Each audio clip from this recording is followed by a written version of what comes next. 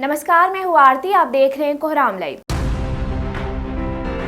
CM Hemant Soren ने आज अपनी पत्नी कल्पना सोरेन के साथ पुरी के जगन्नाथ मंदिर में माथा टेका। इस मौके पर उन्होंने पारंपरिक विधि विधान से भगवान जगन्नाथ, बलभद्र और सुभद्रा की पूजा अर्चना की। झारखंड और झारखंड वासियों की उन्नति, सुख, समृद्धि, शांति, खुशहाली और स्वस्थ जीवन के लिए प्रार्थना की। उन्होंने भगवान जगन्नाथ का भोग भी ग्रहण किया। इससे पहले मंदिर प्रबंधन की ओर से सीएम हेमंत सोरेन का पारंपरिक तरीकों से स्वागत किया गया। उन्हें प्रतीक चिन्ह के रूप में जगन्नाथ मंदिर की तस्वीर सफ्रेम भेंट की गयी।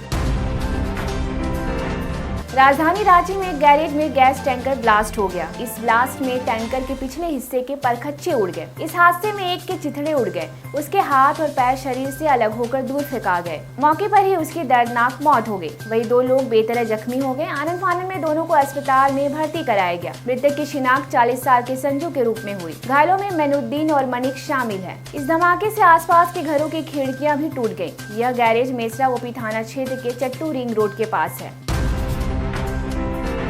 बीते 27 अप्रैल को रांची के अनगढ़ा थाना क्षेत्र के कनकट्टा पांडू टुंगरी जंगल में मिली युवती की लाश की शिनाख्त आज कर ली गई। मारी गई युवती खलारी थाना क्षेत्र के राय बस्ती के भीखू महतो की बेटी मंजू कुमारी थी। मंजू के सिर पर धारदार हथियार से वार किया गया था।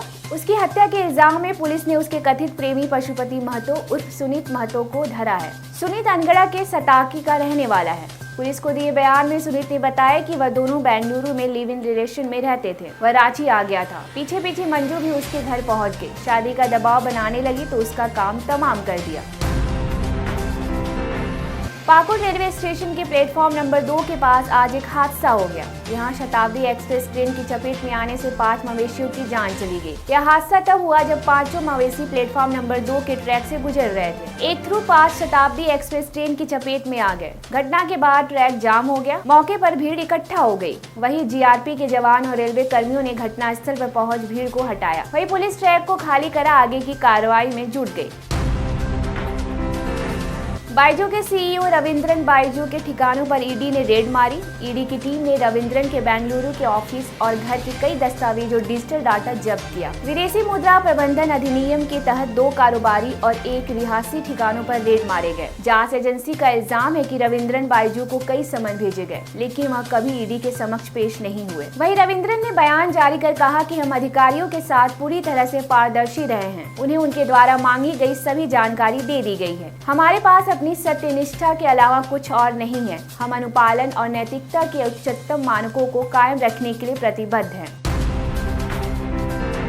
साइबर ठगों की मांद में घुसकर पुलिस ने 6 साइबर अपराधियों को दबोच लिया। इनमें सचिन दास, कुंदन दास, रोहित दास, शरद दास, राजेश दास और विशाल दास शामिल है। इनके पास से पुलिस ने 15 मोबाइल, 28 सिम और 1 एटीएम कार्ड जब्त किया है। जामताड़ा पुलिस कप्तान मनोज स्वर्गियारी ने मीडिया को बताया कि पकड़े गए साइबर अपराधी को लेकर गुप्त सूचना मिली थी। टीम गठित कर रेड की गई और अपराधी गिरफ्त में आ गए। फेसबुक, व्हाट्सएप पर अपना नंबर पोस्ट कर क्रेडिट कार्ड और केवाईसी अपडेट करने का नाम पर लोगों को चूना लगाते थे। सभी को पुलिस ने जेल भेज दिया है।